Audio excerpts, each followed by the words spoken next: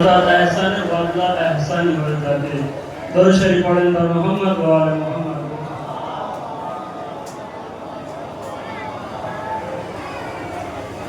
সর্বপ্রথম আমি আমার জন্য একটা মিনিট আপনাদের কাছে চেয়ে নিচ্ছি। এটা একদম আমার ব্যক্তিগত। সেটি হচ্ছে আপনারা সকলেই শুনেছেন যে আমার আম্মা গতকাল ইন্তেকাল করেছিলেন। হয়তো সকলে আসতে পারেনি। আপনাদের কাছে অনুরোধ, একটুখানি সময় দিয়ে একবার ফাতিহা খানি করে দেন। আমার আম্মা জানেন না।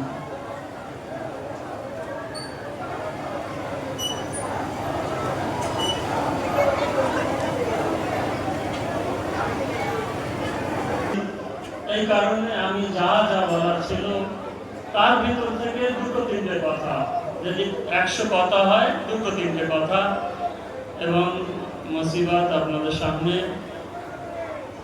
যারা এসছেন আশেপাশে আছেন, কথা বলবেন না, চুপচাপ বসে পড়ুন। আশেপাশে কথা আসলে তো সর্বপ্রথম দেখেন, যে কোনো প্রোগ্রাম, বিশেষ করে আজাদারি 7-8 কোটি লোক কারবালায় আজ জমা হয়েছে, কিন্তু তাদের দেখাভাল করার জন্য কোনো পুলিশ থাকে না। আমাদের এখানে কোনো ছোট্ট যদি মেলাও হয়, 200-500 লোক এক জায়গায় জমা হয়, তো পুলিশ ভরে দেয়। একবার ভাবেন যে একটা পুলিশ থাকে না যে তোমরা এভাবে যাও, ওভাবে যাও, এভাবে যেতে হবে, বাধা দেয়।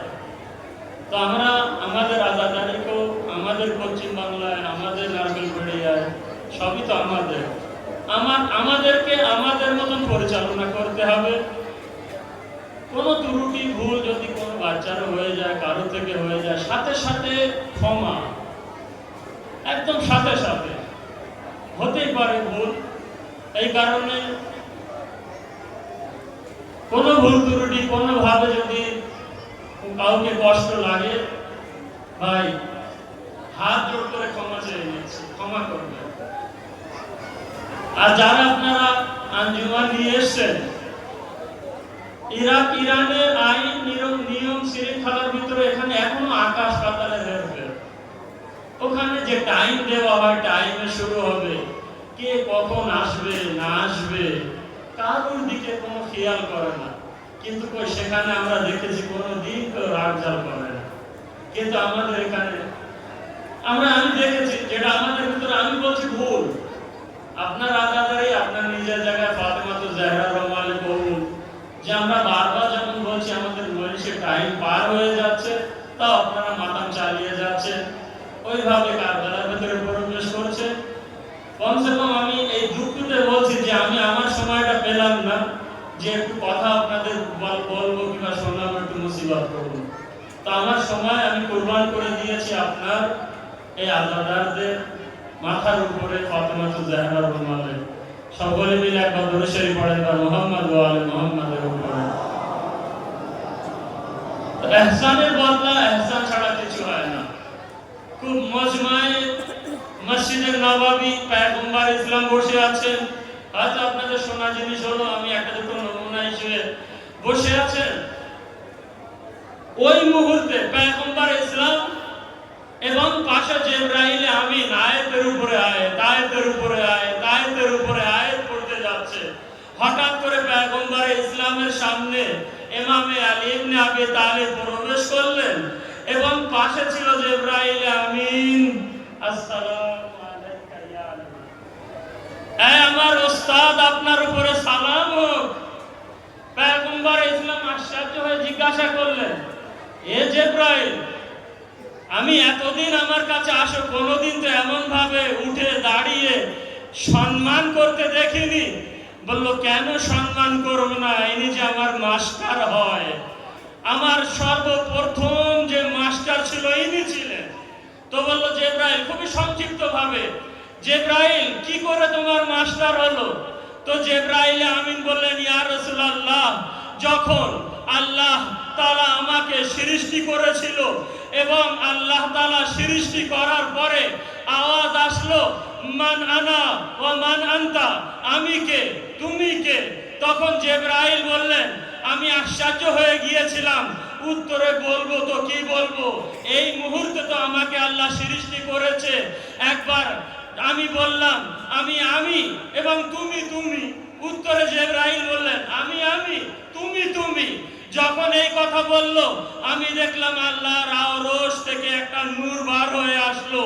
নূর আমার কাছে এসে বলল, তুমি আল্লাহকে কি এভাবে উত্তর দেবে? আজ এভাবে তো উত্তর দেওয়ার কথাও না, তো কিভাবে উত্তর দেব? তখন আল্লাহ তাআলার আওয়াজ আসার পরে একবার ওই যুবক, যে যুবক ইয়া রাসূলুল্লাহ, এই যাকে আপনি একটা ছেলে বলছেন, এই ছেলে আমার কাছে আসার পরে বলেছিল যে তুমি বলো যে তোমার নাম আল্লাহ এবং তোমার নাম অনেক সৌন্দর্য এবং আমার নাম জিবরাইল এবং আনা আব্দুল জলিল, আমি তোমার একটা অসম্মানীয় বান্দা। দরুদ শরীফ পড়েন মুহাম্মদ ওয়া আলে মুহাম্মাদের উপরে। যখন এই কথা বললেন, আল্লাহ তাআলার আওয়াজ আসলো, হে আলী, হে আমার নূর ওয়ালি, আজ তুমি জিবরাইলকে এক অসম্মানীয় বান্দা হিসেবে পরিচয় করিয়ে দিয়েছো। আমি আল্লাহ ওয়াদা করছি, একদিন মসজিদে নববী হবে আর পুরো মসজিদে নববীতে এই জিবরাইল থাকবে আর এই জিবরাইলে আমিন রাসূলের পাশে বসে থাকবে আর এই জিবরাইলে আমিনের মাধ্যমে তোমার সামনে একজন অসম্মানীয় ফেরেশতা হিসেবে গণনা করাবো। দরুদ শরীফ পড়েন মুহাম্মদ ওয়া আলে মুহাম্মাদের উপরে। যে আলীকে বলা হয়, মজলিসের একটা পয়েন্টও ছিল না দে আলিয়ান মাজার আল আজায়েব, যে আশ্চর্য জিনিসকে জাহির করে। কি কি জাহির করেছে? কাম্বার, সালমান, মেঘদাদ, আবুজার এরা বসে আছে। বসে আবার পরে আমি বললাম না যে একই ঘটনার ভিতরে পাঁচ সাতটা ঘটনা আছে, আশ্চর্যের ঘটনা। দুটো তিনটে বাদ দিয়ে একটা দুটোর দিকে ইশারা করছি।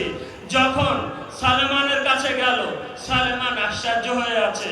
যখন ওখান থেকে ইমামে হাসানের কাছে গেলেন, দেখে আশ্চর্য হয়ে আছে। এক অনুষ্ঠানে, এক মাহফিলে জিবরাইল আমিন বসে আছে, সেও আশ্চর্য হয়ে গেল।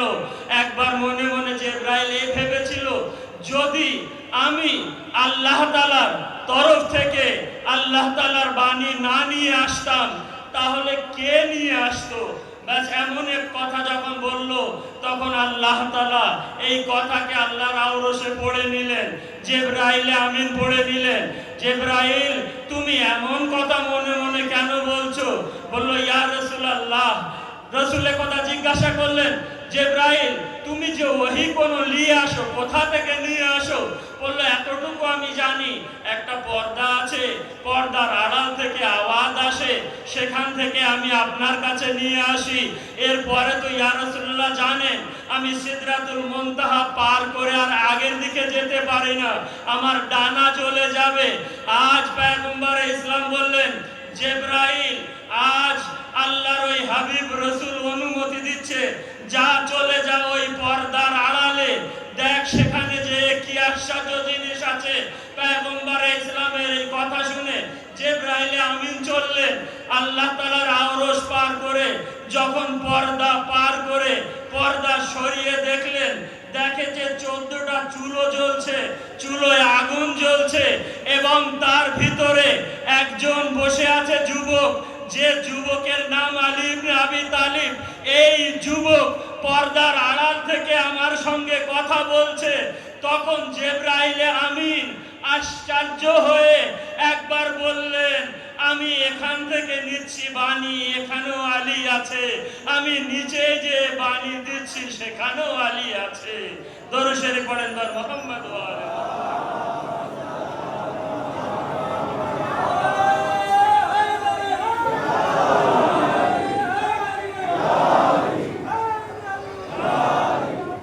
ভাই। মজলিসের আর একটা ছোট্ট পয়েন্ট কিংবা ঘটনা হচ্ছে, আলী ইবনে আবি তালিব, এনার কাছে এক সাহাবী আসলেন,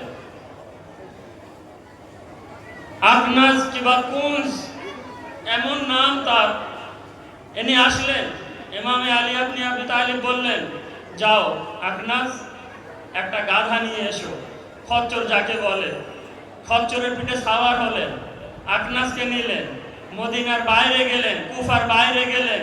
কুফার বাইরে যাবার পরে দেখেন আল্লাহ তাআলা অনেক শউর জ্ঞান দিয়েছে জানোয়ারদের ভিতরও।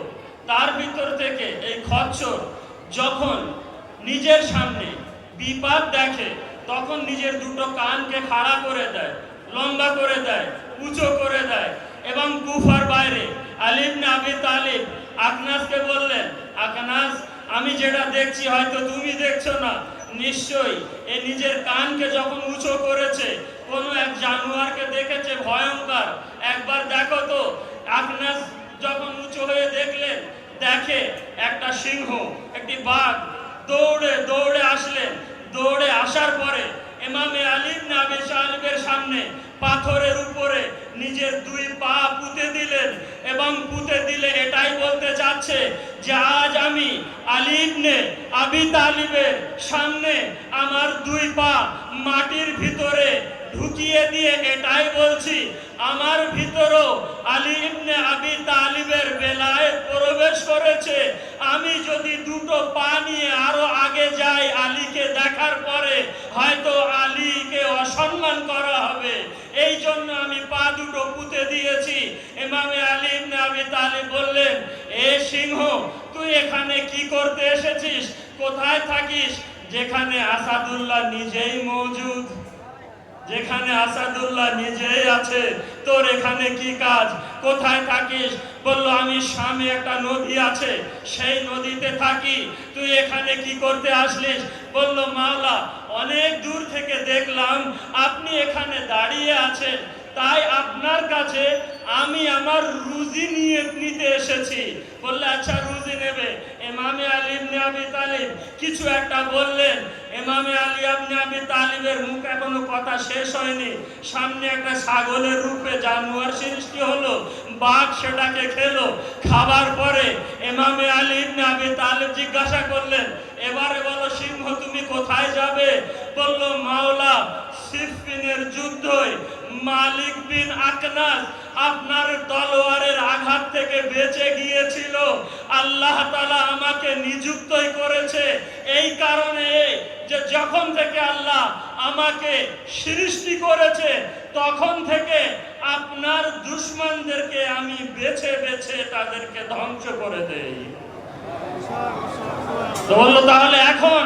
বললো আপনার এক দুশমন যে সিফফিনের যুদ্ধে তলোয়ারের আঘাত থেকে বেঁচে গিয়েছিল, যে এখন জীবন যাপন করে কাদসিয়া বলে এক জায়গা, যেটা কুফা থেকে 7-8 কিলোমিটার কি একটু বেশি কম হবে দূরে আছে, কাদসিয়ায় জীবন যাপন করে, যার নাম মালিক বিন আকনাস।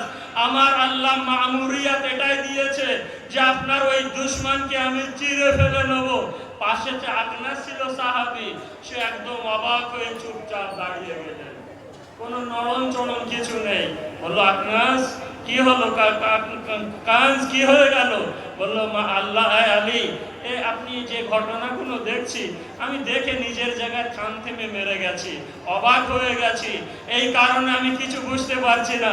ইমামে আলী ইবনে আবি তালিব বললেন, আচ্ছা এক কাজ কর, তুই এই সিংহর সাথে সাথেই চলে যা, দেখ যে কি হয়, সত্য হয় কি না হয়। আকনাস মাওলার কথা শুনলে রেওয়ায় ছোট করে আমি দিচ্ছি।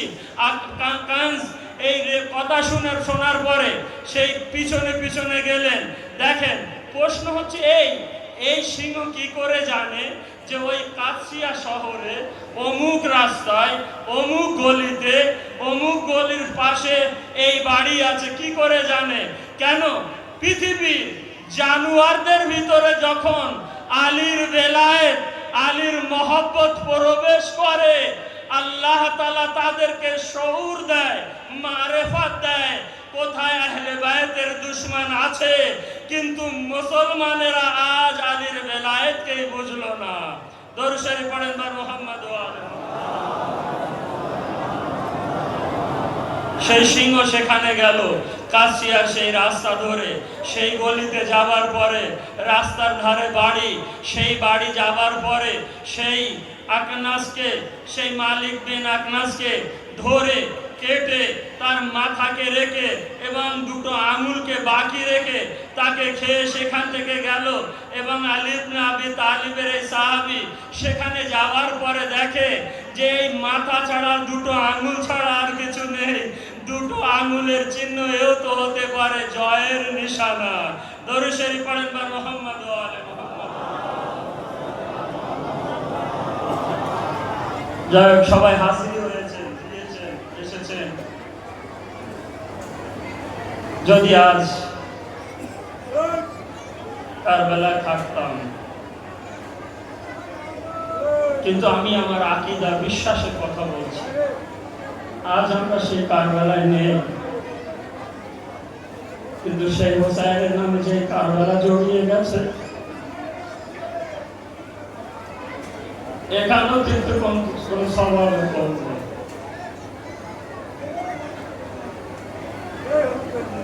সেই কারবালায় মোবাইলে দেখেন আজ 7-8 কোটি মানুষ সেই হোসাইনের জন্য কাঁদছে। সেটা কম না, জানেন? দেখছিলাম এক ব্যক্তি গরিব, কিছু নেই, জামা কাপড় কাটা, কিন্তু জায়েদের উপরে যাওয়ার পরে সে নিজের মনে করে সারা গামছা নিয়ে ছায়া করে আছে, নিজের হাত দুটো দিয়ে এভাবে তার মাথার উপরে আছে।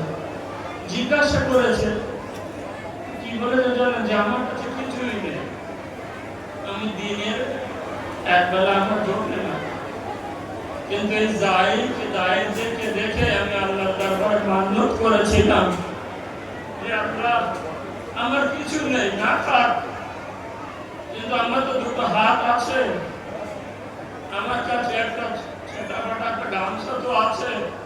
হে আল্লাহ, এই বছর থেকে আমি কিছু খেতে না দিতে পারলো, পানি না দিতে পারলো, আমি আমার হাতের মাধ্যমে মান্নত করেছি যতদিন বেঁচে থাকবো জায়েদের মাথার উপর আমি হাত দিয়ে ছায়া করব।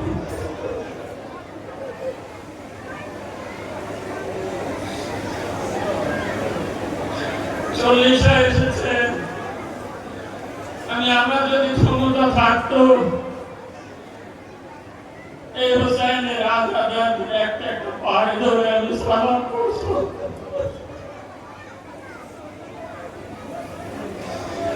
পায়ের পিছন থেকে সামনে পিছনে যে যে দিকে আছেন তার 10 মিনিট মেসাইল পড়তে দেবেন।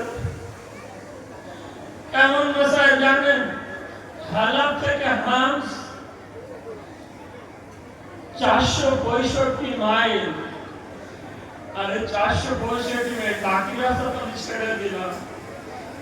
ছোট বাচ্চা যদি থাকে, মেয়ে যদি থাকে 4 বছরের, তার হয়তো আমার কথা ধরে নিতে পারবে।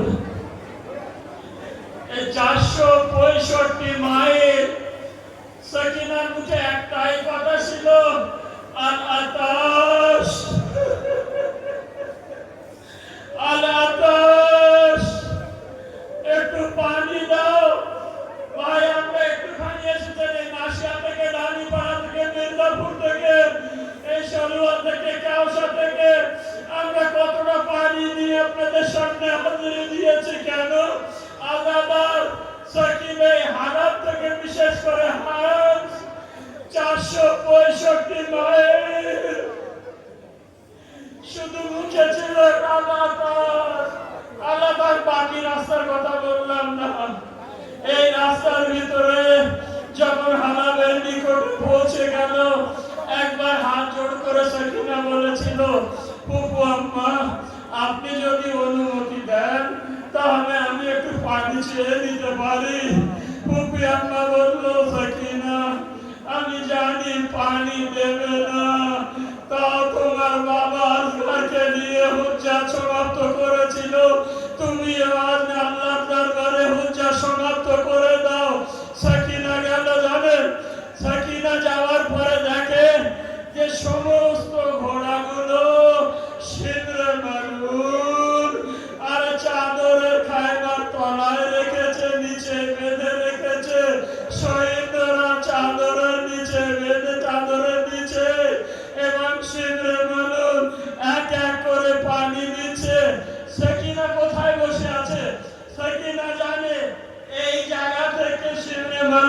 পানি দিতে দিতে যাবে, ওই লাস্টে যে বসে আছে, যদি পানি থাকে তাহলে একটু হয়তো আমাকে দেবে। ঘোড়া পানি খাওয়ানো হয়ে গেল। ঘোড়া পানি খাওয়ানোর পরে একবার যদি কেউ অতিরিক্ত পিপাসিত হয় না, তাহলে সে বুঝতে পারে পানি আছে কিনা। সে কিনা বুঝতে পেরেছিল, বলল শিবির এখনো তো পানি মশকে আছে, আমি বসে আছি, আমাকে একটু পানি দে। কিন্তু শিবিরে মানুষ পানিগুলো মাটির উপরে ফেলে দিয়েছে। ফেলে যখন দিয়েছে, 4 বছরের মেয়ে যদি থাকে, না থাকলে দেখে নেবেন পরে কতটুকু হয়। 4 বছরের মেয়ে পানির উপরে নিজেকে ফেলে দিয়ে একটা কথা বলেছিল, এই কথা যদি বুঝতে পারে, বুকের উপরে ফেলে দিয়ে কারবেলার দিকে ফিরে বলেছিল, চাচা চাচা।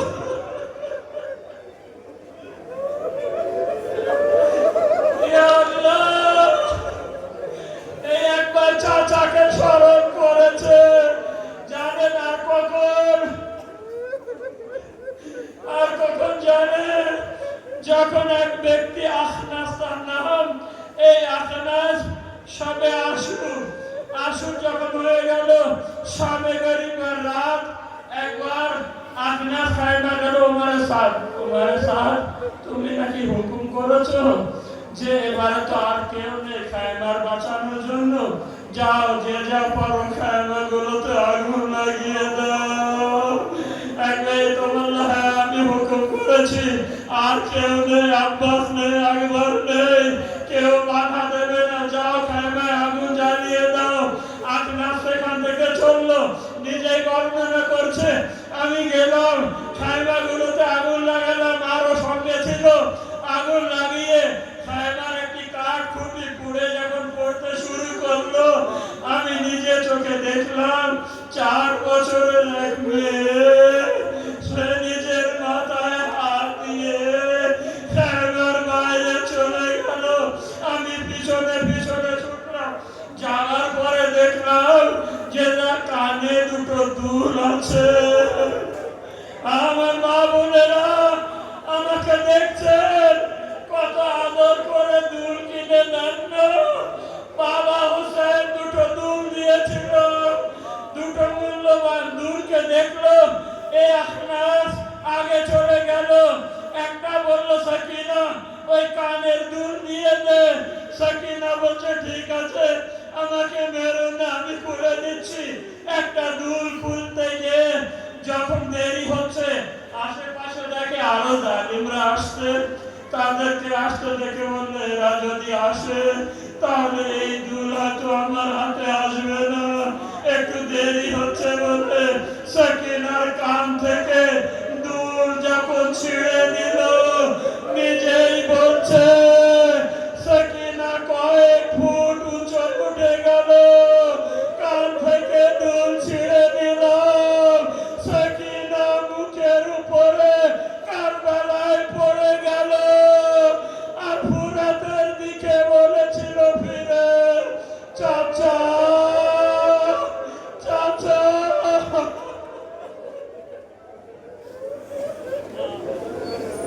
ভাই কারবালায় আপনারা নেই, কিন্তু এই কারবালা থেকে ওই কারবালায় আওয়াজ পৌঁছে দিতে পারেন, কিন্তু এইভাবে বসে থাকলে হবে না।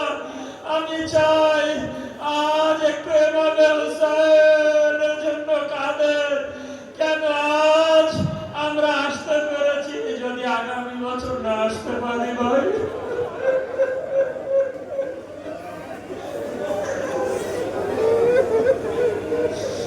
আরে আপনাদের কেউ মানবে না কাঁদলে, যারা কেঁদেছিল কারবালার পরে, তাদেরকে মেরেছিল, এত চাবুক মেরেছিল,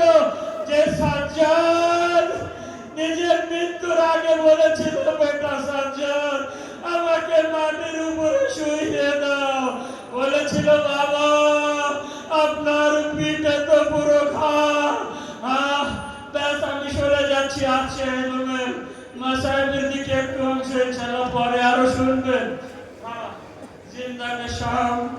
জিন্দানে শামে যখন ইমামে সাজ্জাদ ছিলেন না, দেখে একটা হরিণ জানলার ওখানে এসে ডাকছে। ইমামে সাজ্জাদ বললেন, এ হরিণ কি? কথা হয়েছিল অনেক, এতটুকু তার পিছনে নাকি ইহুদি। এই ইহুদি এসে যখন বললো যে সিংহ আমি ধরেছি, আমার হাত থেকে পালিয়েছে, ইমামে সাজ্জাদ বললো যে একে ছেড়ে দে ভাই, একে ছেড়ে দে ভাই। বললো না, একে আমি ধরে নিয়ে যাব। আপনার সঙ্গে কি বলেছে জানেন? এই বাক্যটা যদি বুঝতে পারেন, হরিণ আমাকে বলেছে ওই পাহাড়ের নিচে আমার দুটো ছোট ছোট বাচ্চা আছে, যদি আমি সন্ধ্যার আগে না যাই তারা আমার বুকের দুধ পাবে না। হে রামা,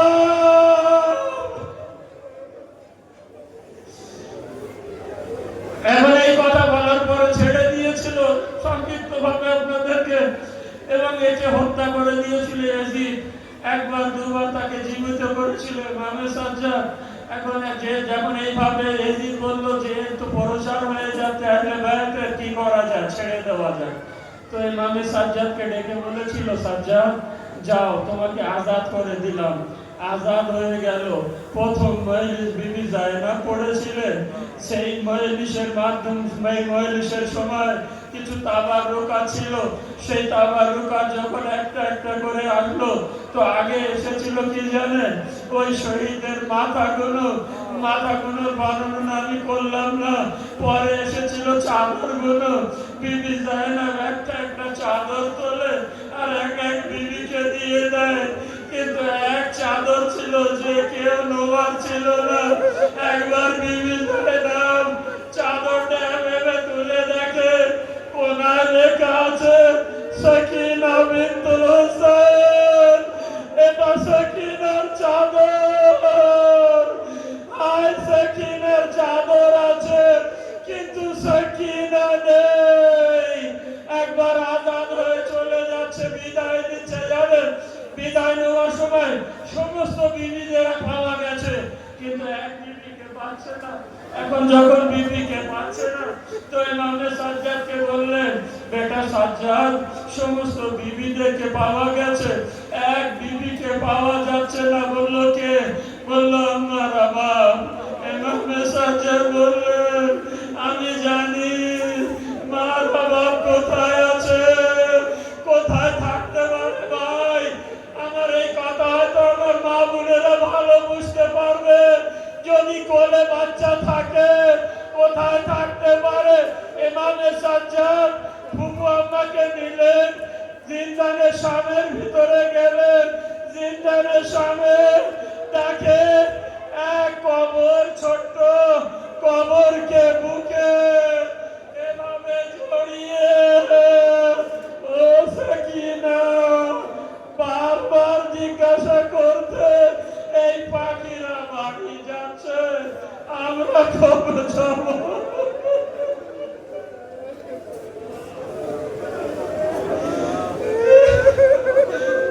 এ সাকিনা, আমরা বাড়ি যাচ্ছি, যাবে না।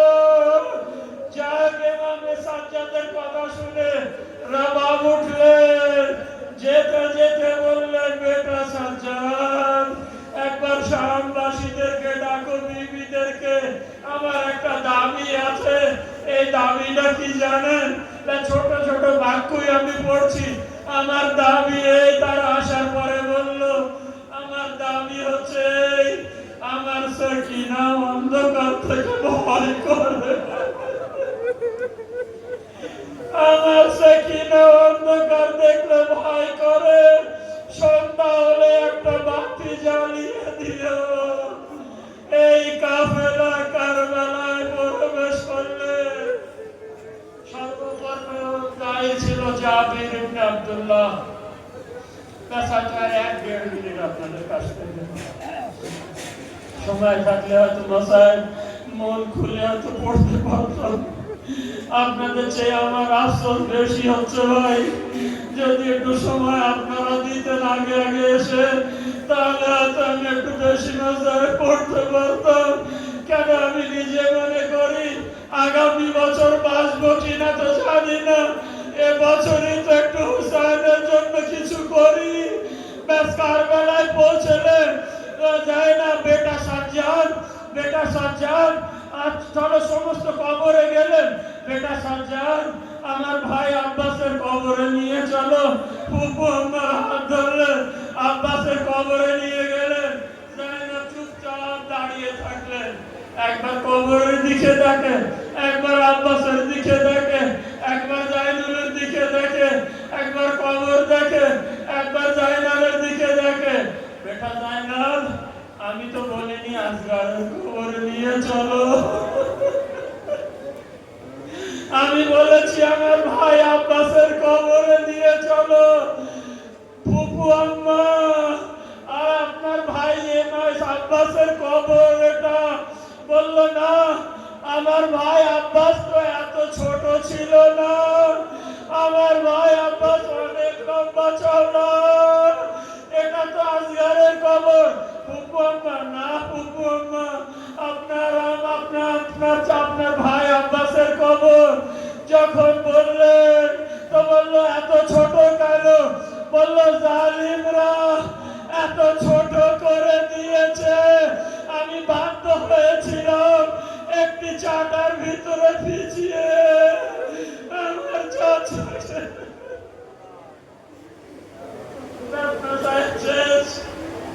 শেষ বাক্য শুনে নেন, শেষ বাক্য এই সমস্ত বিবিরা মদিনায় যাওয়ার জন্য, শেষ বাক্য বলেছি, যাওয়ার জন্য সবাই রেডি হয়ে গেছে। ওই এক বিবি, ওই এক মাকে পাওয়া যাচ্ছে না। ইমামে সাজ্জাদ ফুপু আম্মাকে নিয়ে বাবা হুসাইনের কবরে গেলেন। কবরে যাওয়ার পরে দেখে মার বাব হুসাইনের কবর জড়িয়ে কাঁদছে। ইমামে সাজ্জাদ বললেন বিবি চলো মদিনায় যেতে হবে। মুখ উঁচু করে শুধু বলেছিল এ বেটা সাজ্জাদ আমার দুজনাই তো ছিল, এক এখানে শুয়ে আছে আর এক জিন্দানের সামনে রেখেছে। এ বেটা সাজ্জাদ মদিনায় যে আমি কাকে নিয়ে থাকবো? মদিনায় আমার কেউ নেই। এ বেটা সাজ্জাদ আমাকে এই রোদ্দুরে থাকতে দাও, আমি আমার স্বামীর কাছে থাকি, আমি আমার আসগারের কাছে থাকি। সাজ্জাদ বললেন আজ আমি ইমামে জামানা হয়ে আপনাকে হুকুম দিলাম আপনি মদিনায় চলুন।